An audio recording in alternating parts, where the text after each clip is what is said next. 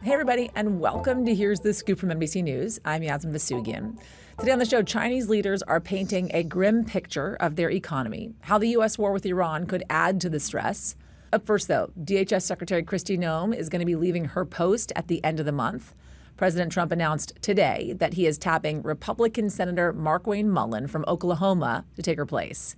As Homeland Security Secretary, Kristi Noem carried out the Trump administration's nationwide mass deportation of migrants and crackdown on crossings at the border. And she's also been at the center of controversies. Both Republican and Democratic lawmakers have been calling for Noem to step down or be fired. So for this, I want to bring in Julia Ainsley, who is NBC News' senior Homeland Security correspondent. Hey, Julia. Hey, yes. Big news today. Noem has been fairly controversial, to say the least. The president has been asked about whether or not he was going to fire her. Every time he was asked, essentially he said, we're very happy with the DHS secretary. Well, now she's been fired. What has pushed the president today over the edge? You know, the analogy I keep hearing today is a pot of boiling water. And we know that what made the pot boil over was the response she gave to the House and the Senate this week in her oversight hearings. But the water was already getting really hot. And if we go back to earlier this year with the fatal shootings of Renee Nicole Good and Alex Pretty in Minneapolis at the hands of ICE and CBP, respectively, she, in both cases, came out with statements that turned out not to be entirely accurate very quickly after those shootings that really blamed those who had been shot for being perpetrators of violence. And she was called on that during the hearings. It's also what made the president pull Greg Bovino, which was someone she put in Minneapolis, out of Minneapolis and put in Tom Homan instead, someone who reports directly to the president. She lost power then. We started to see in cabinet meetings, he didn't call on Secretary Noem in the first cabinet meeting after the shooting of Pretty. And then with the hearings, what changed was his focus on something we've actually been reporting on a long time at NBC News, but now got to such a public consciousness level, and that is the way she's handled key contracts and the immense amount of power she and her senior advisor, Corey Lewandowski, have over these contracting decisions. And she was asked specifically about a $200 million contract for an ad campaign that encourages immigrants to self-deport. She says that ad campaign actually saved the American taxpayer money because more people left the country and they didn't have to waste resources on them by actually deporting them. But the way it came across in the hearings was that she spent too much money on what was essentially a vanity project. There was another contract that went to those same ad agencies for $100 million for an ICE recruitment campaign. And we're told that that went against the advice of staff within ICE who wanted to go with a cheaper ad campaign agency. And instead, the secretary overruled those officials and her underlings actually threatened their jobs. You talked a lot about the lowlights and what pushed the president over the edge, but she's had some highlights as well in instituting the president's immigration policy, and specifically its border crossings. Yeah, I mean, it is not to be understated. When you look at the past Trump administration in the first term, the DHS secretaries he went through so quickly, there were 5 of them. Many were fired because the numbers at the border got too high, and that was a key Trump campaign promise to bring down illegal border crossings. There has been a historic low in border traffic under Secretary Noem. Now, that is mainly attributed to a new policy that Trump put in place his first day in office, which was to shut down the border to all asylum seekers. But nevertheless, Noem oversaw the quietest, most secure southern border in history. I've been down there, and it's unlike anything I've seen in my over a decade of covering this. Let's talk about her replacement, the president announcing that as well. Senator Markwayne Mullin, the junior senator from Oklahoma. He was a U.S. congressman for a decade. What more do we know about him? Okay, so Markwayne Mullin, as you mentioned, Republican senator from Oklahoma, an incredibly well-liked person, I'm told by my Hill colleagues. He is young, relatively young for a senator. He's 49 years old. He just came into the Senate in January of 2023. Before that, he was a House member of the House from 2013 to 2023. So he's been known in Washington at least since 2013. A small business owner, has multiple plumbing companies back in Oklahoma. He also is a mixed martial artist, if you're looking for some fun facts. But he, obviously from Oklahoma, not a border state, much like South Dakota, where Noem comes from. Not a border state governor, which previously some would think that having experience with immigration would qualify you for this job, but that wasn't the case with Noem either. And he also was not served on the Senate Homeland Security Committee, nor was he part of the Judiciary Committee this week that asked her questions. But the idea here is they're trying to pick someone who will be an easy confirmation so that Trump can get back to what he wants as a no-drama cabinet before the midterm. Noem is the first cabinet member to get fired in Trump 2.0 in this administration. That is starkly different than his first administration.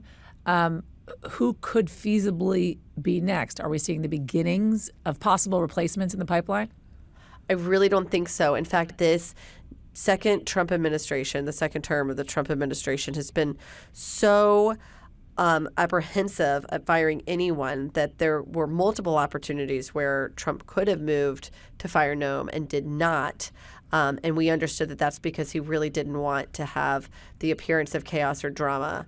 And so I think to fire anyone else would further perpetuate a perception that he really doesn't want to have at this point. By the way, Julia, what is the envoy for the Shield of the Americas, which is Kristi Noem's new job?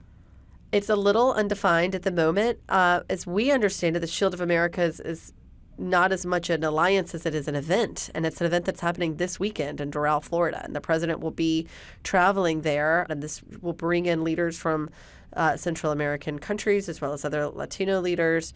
And this is now a position that we didn't know was empty, but she will be presiding over this Shield of the Americas. It's something that we've been asking the White House for more details on, but we should point out it's not clear when she's leaving the position of DHS secretary. March 31st will likely be the day that they would like for Mullin to take over, presuming he can get through the Senate in that amount of time for a confirmation.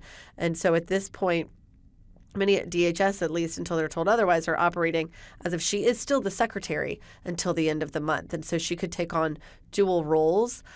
And based on our reporting, we don't believe that this will be the end of Kristi Noem's political career unless it's assessed that she can't come back from this.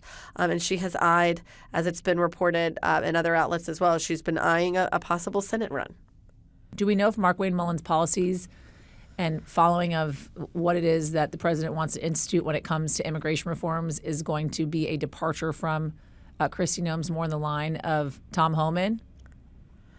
No, we don't have any indications that it will be a departure. But what we do know is that there was already a shift in immigration policy that really had nothing to do with who was in control, but merely it was a White House decision. And that really was effectuated in the fallout from Pretty's death when they sent Tom Homan into Minneapolis, when they stopped the surges in U.S. cities. That had already been put into place.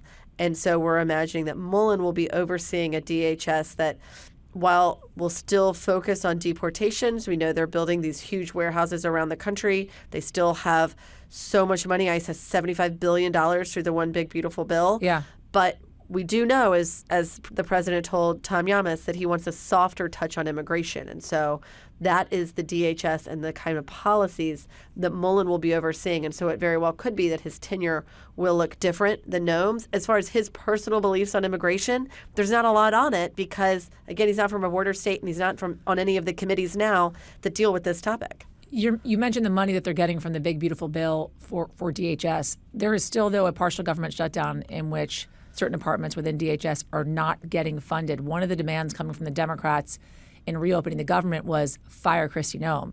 Is this going to incentivize a reopening of that part of the government? You know, my Hill colleagues have been busy chasing down the answer to that question all day. I think this could open a window where Democrats may move closer, but you could expect some tough questions of Mullin in a confirmation hearing, especially if DHS isn't open yet and Democrats still hold this leverage that they are responsible for funding this agency, and that even without the majority in Congress, it's their votes that are going to ultimately reopen DHS. Julia Ainsley, thank you. Thanks so much. Going now to China, where economic growth may be slowing. That was the tenor from party leaders at the annual political meeting this week. Obviously, there are a lot of pressures on the country right now, not least of which is the U.S. war with Iran, which is already disrupting trade routes that China relies on for oil and other goods as well. So how is China reacting to the war with one of its major trading partners ahead of a high-stakes meeting with President Trump? So I want to bring in NBC News correspondent Janis Mackey Frayer for more on this. She's in Beijing for us. Hi, Janis. Hey, Yasmin. Let's talk China's economy.